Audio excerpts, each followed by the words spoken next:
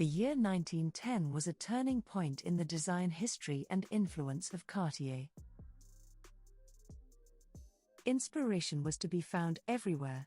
Exotic lands, the new modernist movement of Cubist painters such as Picasso and Brooch, and the bold colors and techniques of artists such as Van Gogh, Paul Gauguin, and Cézanne, as well as the strong aesthetic impact of Sergei Diaghilev's ballets.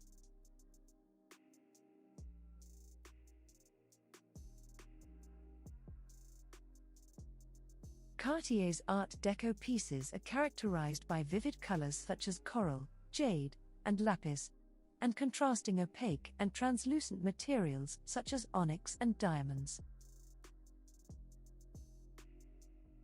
These unusual combinations created bold and surprising color combinations, imbuing the geometric lines of the Art Deco movement with a decidedly exotic influence from Egyptology, the Far East, India, and Persia.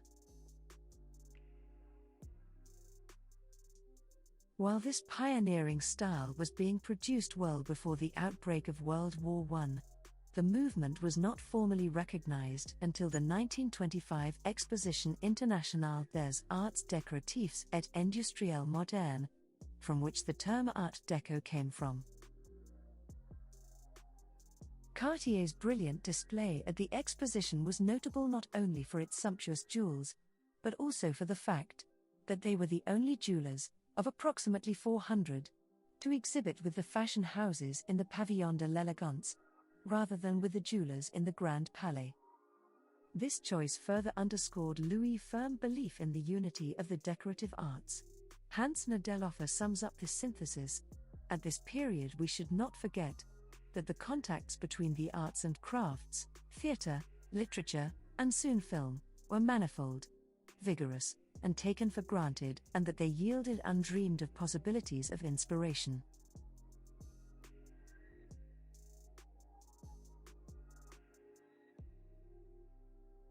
Louis Cartier, for example, cultivated his connections with Diaghilev, Sert, Fujita, and Christian Bayard.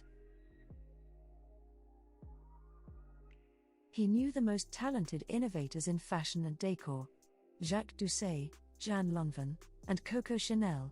He admired Paul Valéry and Jean Cocteau and had social contact with the brilliant Elsie de Wolfe, Monsieur Sert, and Louis Villemorin.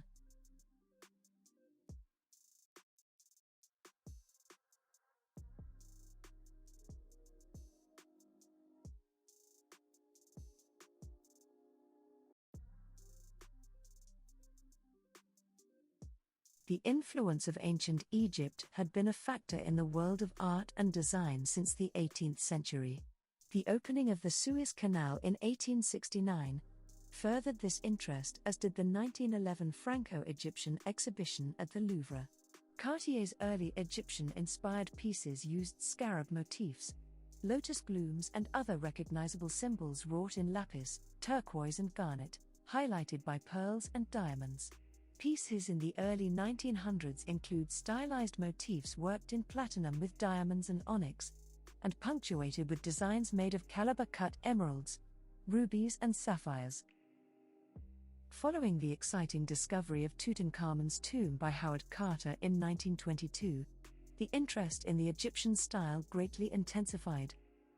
Perhaps inspired by Louis Cartier's long-standing personal interest and collection, Cartier began designing unique and imaginative pieces around ancient Egyptian faience beads and fragments. Cartier's combination of ancient components set in contemporary mountings was also found in the Indian-style jewelry that used rare, carved Mughal stones, most memorably emeralds. These stones were Colombian emeralds that had been imported to India since the late 17th century, and the carvings were based on the Islamic flower cult of the Mughal emperors. In addition to the rare ancient Mughal gems, Cartier also imported a large quantity of carved ruby, emerald, and sapphire leaves from India that they used in their iconic multi-gem Tutti Frutti style of jewelry.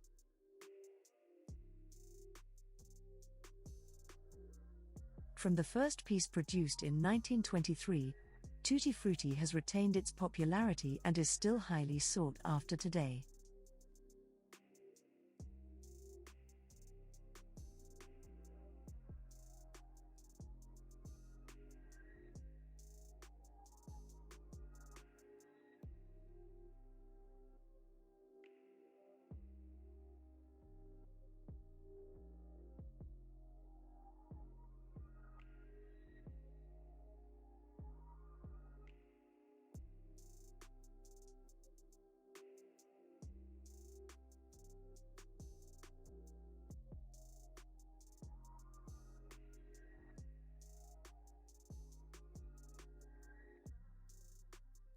Indeed, a splendid Art Deco Tutti Frutti bracelet produced by Cartier circa 1928 was auctioned in June 2011 by Christie's, for an impressive record-setting price of $1,887,232. Although none of Cartier's designers were noted individually, as the firm's policy was to promote the Cartier name singularly, the history of the firm would not be complete without acknowledging the influence and brilliance of their chief designer Charles Jacqueau.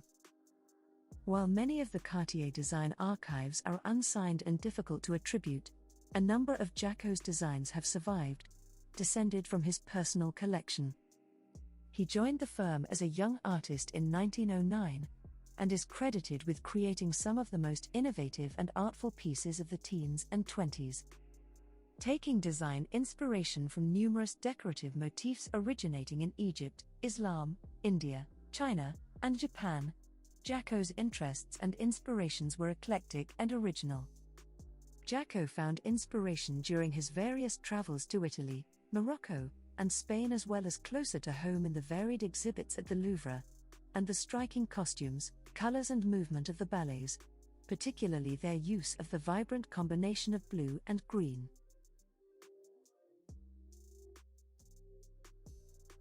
This echoed Jacqueau's design ethos that less expensive materials such as coral and agate could be used in the same design with the most expensive gems such as diamonds and emeralds, and that great design could be exemplified in setting off a priceless stone with a simple silken cord.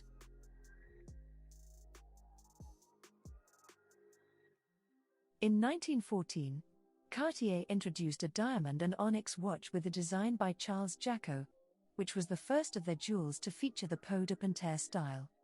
The Panther motif and imagery had long been popular in Europe, and the black and white pattern was very much in vogue, particularly in interior decor. In 1917, Louis Cartier had the first fully representational Panther piece created atop a black onyx vanity case for Jeanne Toussaint, whom he affectionately called Panther. Jeanne Toussaint, initially the creative director of Department S, was, by 1933, overseeing Cartier's haute joaillerie department, where she reigned for several decades, as a highly influential creative force. While not a jewelry designer herself, Jeanne Toussaint had an unerring eye for fashion and design, known in her younger years for wearing dramatic turbans and long strands of pearls. She is widely credited with several key design motifs by Cartier, including the development of the now iconic range of Panther jewels. In the late 1930s, quantities of gold and gem-set jewelry were purchased in India by Cartier London agents at her request. After the Second World War, it was Toussaint who, in collaboration with the designer Peter Le Marchand, developed the earlier Panther motif into a three-dimensional representation of the animal studded with sapphires, instead of onyx, and seated on a huge sapphire for a brooch, made for stock in 1949 and purchased by the Duke of Windsor as a present for the Duchess. Further exploration and development of the Panther motif was facilitated by an affiliation between Jeanne Toussaint and Peter Le Marchand, a graduate of l'École Boulle, who joined Cartier in 1927. Perhaps the most well-known and important of the Panther pieces ever produced is the fully articulated bracelet with diamonds and caliber-cut black onyx, created for the Duchess of Windsor in 1952. The piece was auctioned by Sotheby's in 2010 for a breathtaking $7 million, making it the most expensive bracelet ever sold at auction. Another noteworthy example of Toussaint's collaborative efforts and felicitous relationship with the Windsors is the famous Flamingo clip brooch, crafted with stones from the Windsors' own collection and famously delivered to them just days before Germany's 1940 invasion of Paris.